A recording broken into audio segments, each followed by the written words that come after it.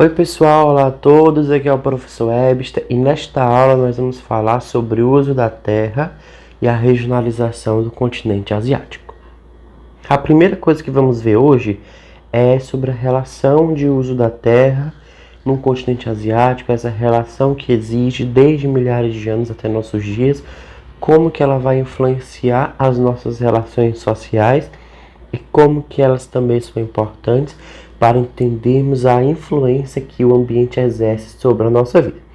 Então, a primeira coisa que nós podemos ver e observar é o seguinte: nós, seres humanos, somos dependentes da natureza em diversos sentidos e diversos âmbitos, principalmente em termos de subsistência, em termos de sobrevivência, por meio dos recursos que são necessários à nossa vida: água, comida, dentre outros. Muitas vezes nós, que estamos em um contexto de sociedade tecnológica, esquecemos que a nossa dependência durante milhares de anos esteve relacionada com a natureza. Durante milhares de anos, nós éramos muito dependentes da natureza. Isso quer dizer, portanto, que hoje nós pensamos que estamos distantes.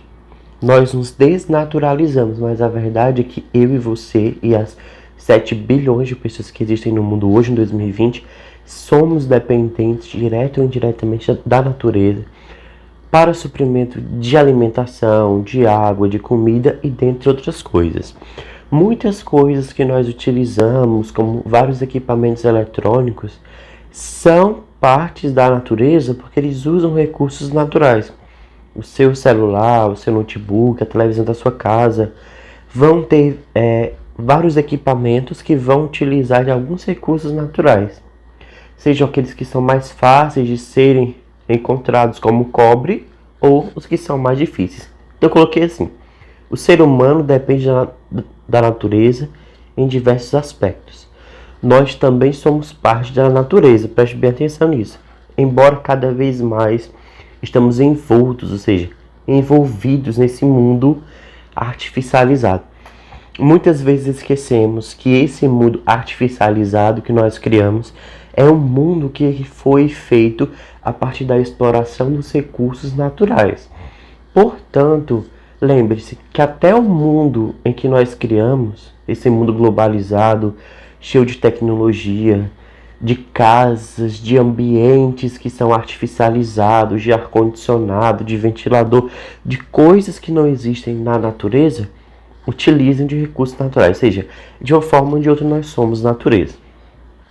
Se formos observar aqui na imagem, nós vemos essa inter-relação, sociedade e natureza, que muitas vezes é contraditória, muitas vezes tem, claro, muitas contradições, mas que no nosso caso nós devemos pensar nessa relação como uma relação de dependência e também de responsabilidade. Nós somos dependentes da natureza e temos essa responsabilidade de cuidá-la, de mantê-la, de preservá-la. Mas como fazer isso dentro de um contexto capitalista é cada vez mais difícil, já que nós somos mais uma sociedade de consumo do que uma sociedade sustentável. Vamos ver por quê. Então, como nós falamos, o suprimento de alimentos, de água e de outros recursos naturais para a humanidade são a forma específica, direta ou indireta, que mostra a nossa constante dependência. O que isso quer dizer? Nós continuamos dependentes da natureza em alguns aspectos, mas a diferença é: se há 100 mil anos atrás, 20 mil anos atrás, 500 anos atrás, 2 anos atrás, em alguns lugares do mundo, as pessoas utilizavam de técnicas arcaicas mais antigas para a produção de alimentos, hoje nós continuamos dependentes da natureza, mas interferimos nela. O que isso quer dizer? Se antigamente o ser humano era 100% dependente das chuvas, hoje nós usamos da irrigação e também do desvio de rios para fazer com que essa água chegue durante o ano todo e tenhamos comida durante o ano todo. Mas nós continuamos dependentes das comidas, ou seja, nós não substituímos as comidas naturais pelas comidas artificiais, porque até as comidas congeladas, industrializadas, elas precisam de uma base natural.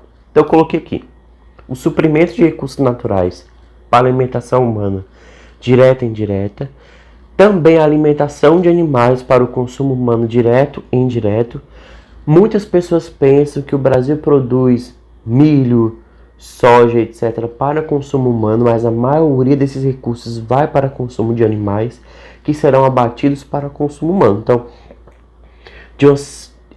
de certa forma, direta e indireta, nós estamos também utilizando dos recursos naturais para também alimentar outros animais que serão fontes de alimentos para nós, né, para a maioria de nós. Outra coisa, nós usamos os recursos naturais para a transformação industrial e produção de materiais artificiais ou semi-artificiais. O que isso quer dizer? Muitos dos nossos componentes eletrônicos que temos em nossas casas, eles têm partes naturais, mas que não estão em sua forma pura, sua forma natural, porque eles foram transformados. E isso é o processo de industrialização. Outra coisa que nós utilizamos os recursos naturais para a geração de energia eólica, solar, energia a partir da força da água do mar, da água dos rios, e também utilizamos os recursos naturais para lazer e recreação. Por exemplo, no Ceará, muitas pessoas vão à praia, que é um ambiente natural, para poder fazer lazer e recreação. Assim como muitas pessoas também no Ceará vão ao Beach Park e a outros parques aquáticos fazer a mesma coisa.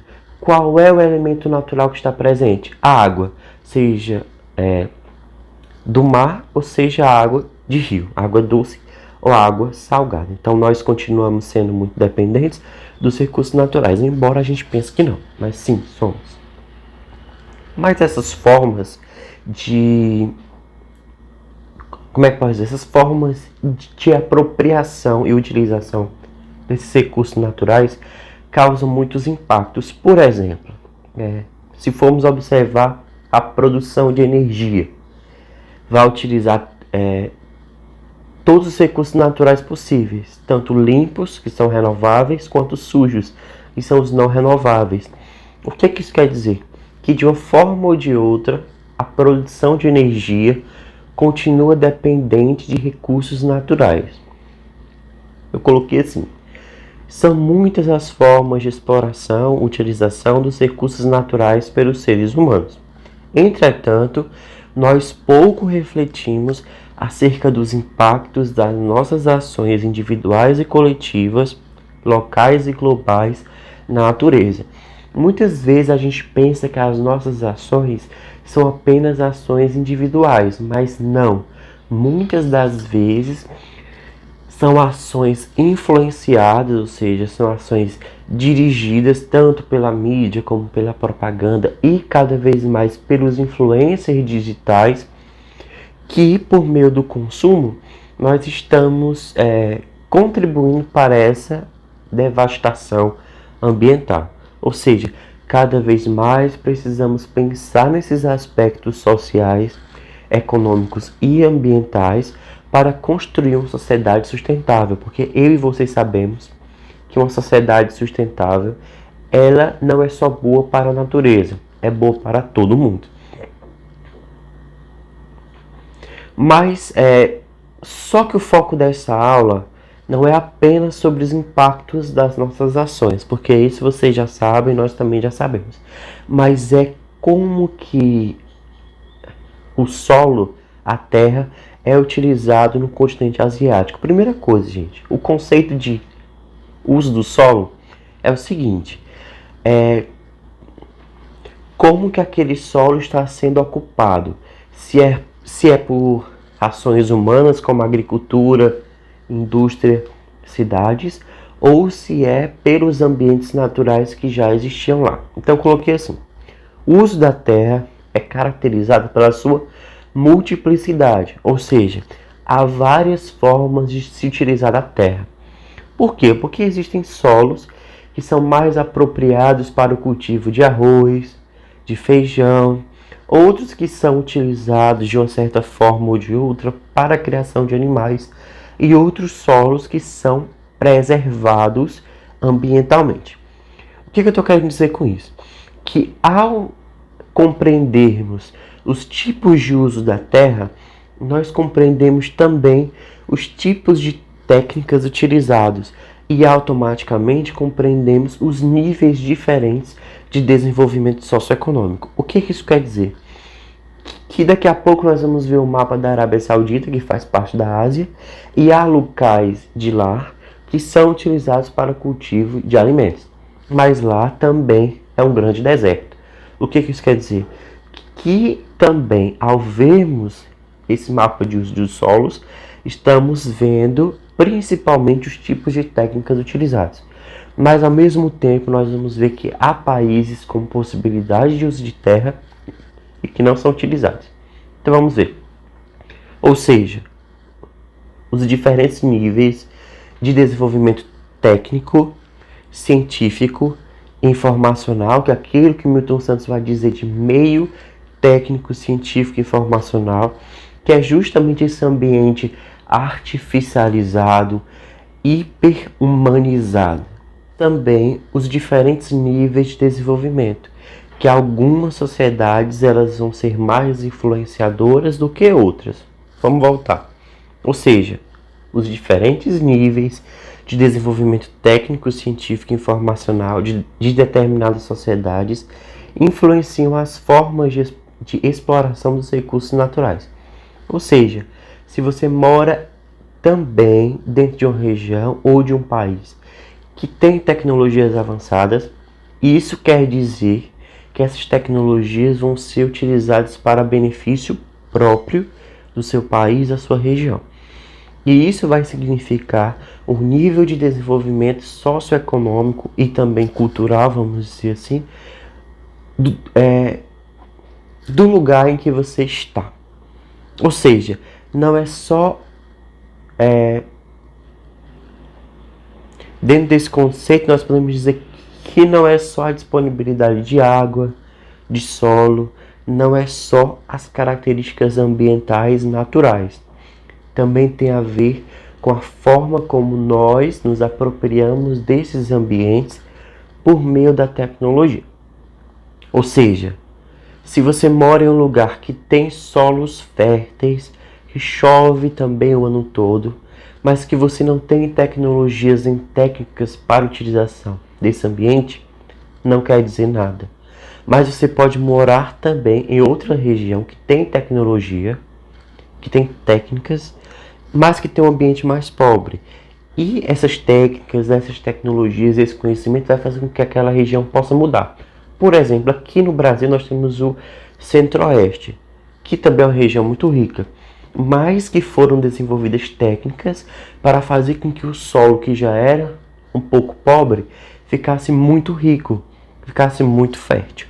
Isso acontece por causa de investimentos. Mas eu não estou querendo dizer que a tecnologia também é a salvadora do mundo. Ela não é. Mas ela, quando utilizada de uma forma correta, ajuda muito na produção de alimentos. Voltamos. Ou seja, das formas rudimentares até as nossas formas que são muito mais modernas de agricultura, que usa o GPS, Wi-Fi, etc., todas elas vão apresentar certos impactos ambientais. Por exemplo, se formos observar uma pessoa com a foice, com enxada, que ela cultivava a terra também com a ajuda de animais e de suas famílias. Esse impacto existia? Sim, mas era um impacto muito local, muito pequeno. Hoje em dia, se formos observar os impactos e comparar, são muito maiores porque se utiliza de equipamentos que demandam muita tecnologia e que também tiram o emprego de muitas pessoas. Então, hoje, os impactos tendem a ser maior do que eram também no passado.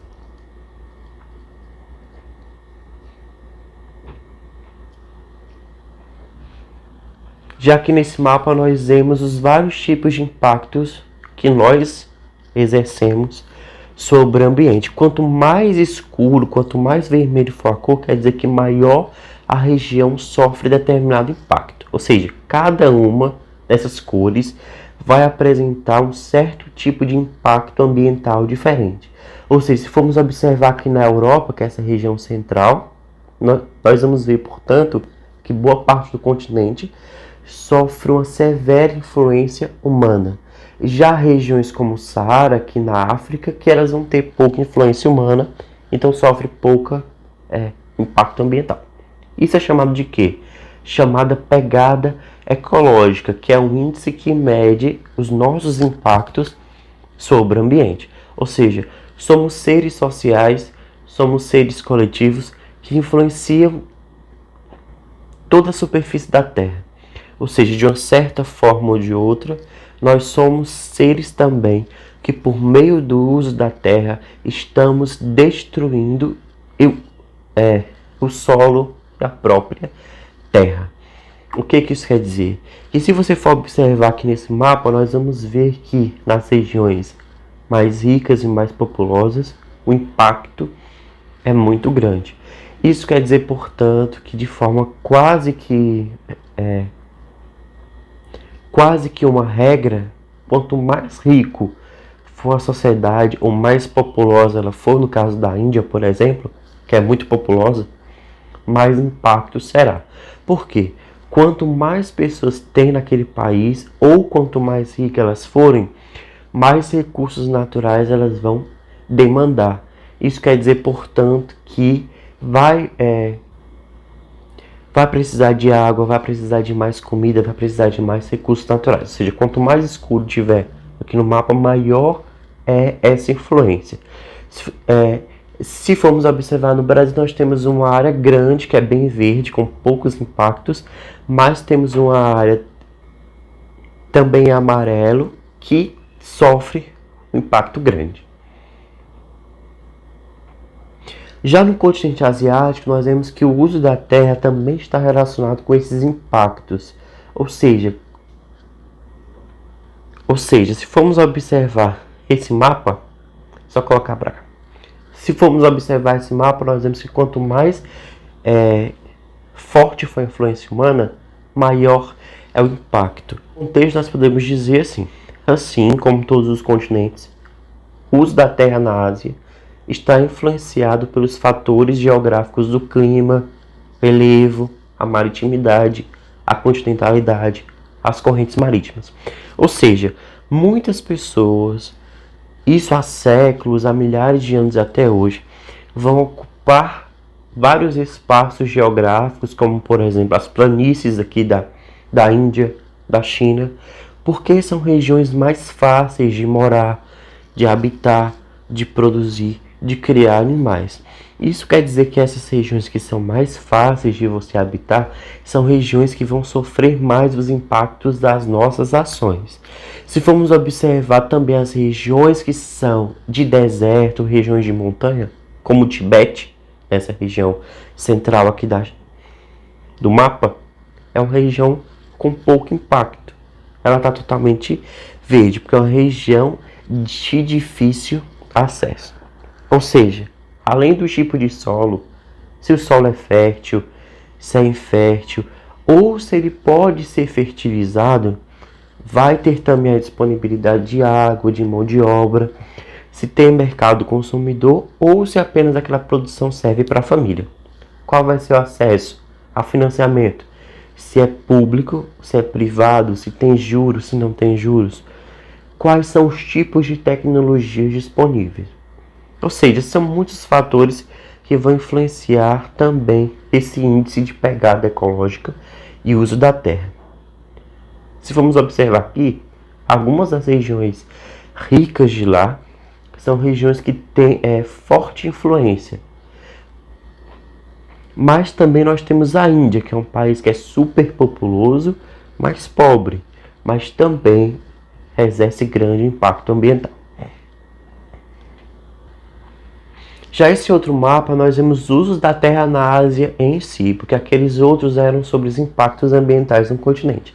Agora sobre o uso em si. Ou seja, todos aqueles fatores ambientais, sociais e tecnológicos, eles vão ser influenciados e influenciadores. O que isso quer dizer? Nós, seres humanos, somos influenciados pelo ambiente, mas nós criamos tecnologias que influenciam também o ambiente.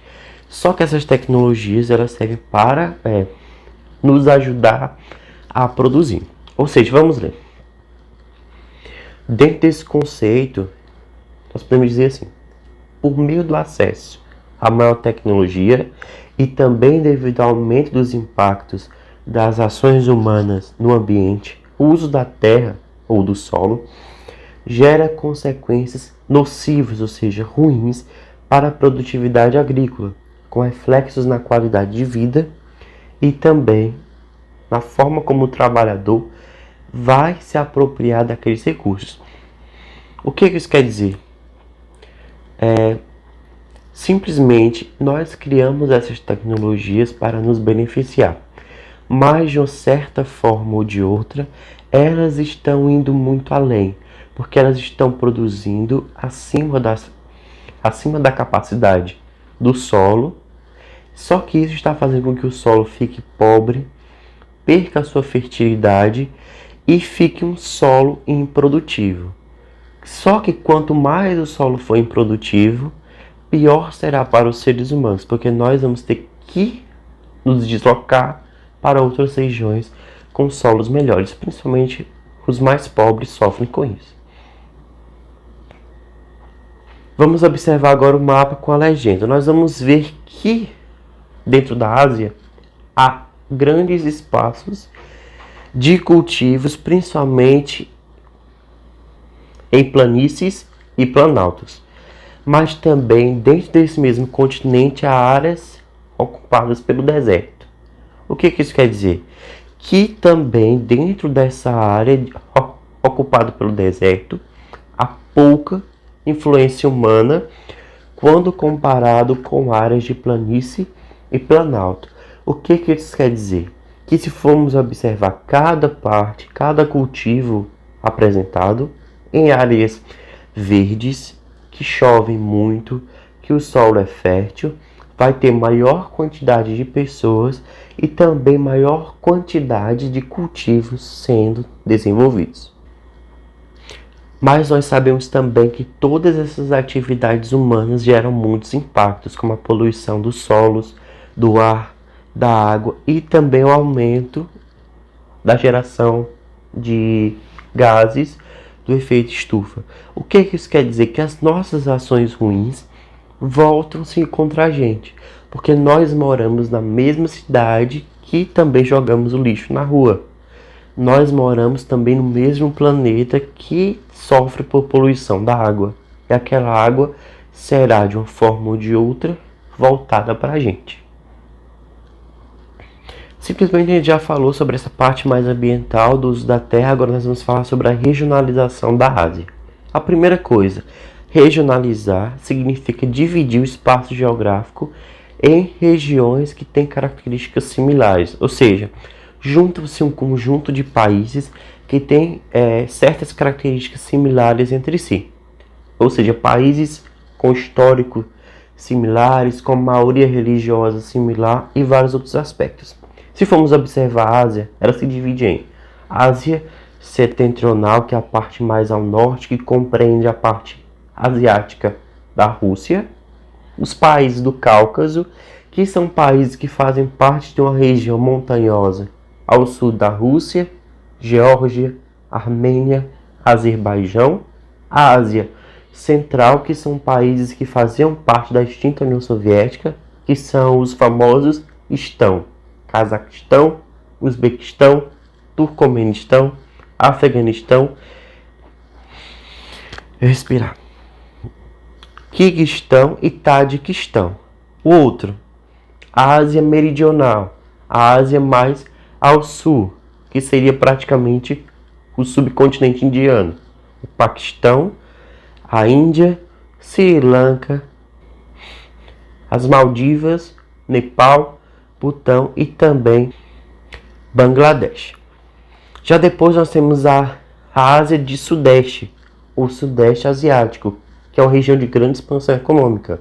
Laos, Mianmar, Tailândia, Camboja, Vietnã, Filipinas, Indonésia, Singapura, Malásia e também Timor-Leste e Brunei. Ou seja, se você for observar, São vários países com características tão diferentes, né? Mas vamos continuar. E a Ásia Oriental, que é aquela Ásia que nós conhecemos mais. China, Coreia do Norte, Coreia do Sul, Japão, Taiwan e Mongólia. Ou seja, é uma diversidade grande. Mas não para por aí, porque também tem a Ásia Ocidental ou Oriente Médio, que vai apresentar os seguintes países. Tem a Turquia, a Síria, Jordânia, Líbano, Israel, Chipre, Iraque, Irã, Kuwait, Bahrein, Catar. Tem os Emirados Árabes Unidos, tem a Arábia Saudita, Omã, Iêmen, muita gente. Síria, Jordânia. Ou seja, se formos observar esse mapa, há países com muitas regiões e muitas características totalmente diferentes. Mas eles foram, como é que pode dizer? Eles foram divididos e regionalizados dessa forma por causa de similaridades. Se formos observar os países, por exemplo, que fazem parte da Ásia Meridional, eles têm uma forte relação com a cultura da Índia. São países que há milhares de anos seguiam a mesma religião. Hoje seguem princípios diferentes. Ou seja, essas divisões, elas seguem características de certas especificidades. Ou seja, são países que são muito diversos, mas que apresentam certas características comuns, que vamos ver daqui a pouco. Ou seja, como juntar Índia, China e também Arábia Saudita? Seria algo quase impossível. Então fazem-se essas divisões para que fique mais fácil essa separação do continente em blocos. Resumidamente, nós podemos dizer que o uso da terra também vai variar de acordo com os fatores climáticos e também com as formas de apropriação das técnicas e com o uso das tecnologias. O que isso quer dizer? Que nem todos os países têm as mesmas condições de produção de alimentos e também de uma vida de qualidade de vida adequada. Mas nós podemos dizer que a natureza vai influenciar de forma direta e também de forma indireta o uso da terra. O que isso quer dizer? Que não só a tecnologia vai ser importante, mas também os fatores naturais. As tecnologias, elas alteraram e aprofundaram os impactos ambientais. Dentro desse conceito, as ações humanas elas vão impactar muito mais o ambiente hoje do que impactaram há dezenas ou centenas de anos atrás. Mas esses impactos continuam gerando consequências para nós mesmos. Nós destruímos o ambiente, mas esquecemos que somos partes dele. Outra coisa importante, que há regiões que são mais propícias, que são mais adequadas à produção agrícola do que outras. Isso também quer dizer que há regiões que vão ser mais ocupadas pelos seres humanos do que outras. Dentro desse contexto, a ocupação do espaço vai variar de acordo com os fatores ambientais, principalmente o relevo, a altitude, etc. Dentro dessa ideia, regionalizar significa dividir o espaço de acordo com características similares daqueles países. Podem ser históricas, religiosas, ambientais, sociais, dentre outras. A Ásia, portanto, vai apresentar características super variadas que vão ser distinguidas entre os países. Dentro desse contexto, nós também dividimos a Ásia tanto pela diferença como pelas semelhanças. Essas são as 5 questões da semana que vem. Pausem o vídeo, escrevam e respondam. Semana que vem a gente vai responder cada uma. Muito obrigado. Qualquer dúvida, coloca nos comentários.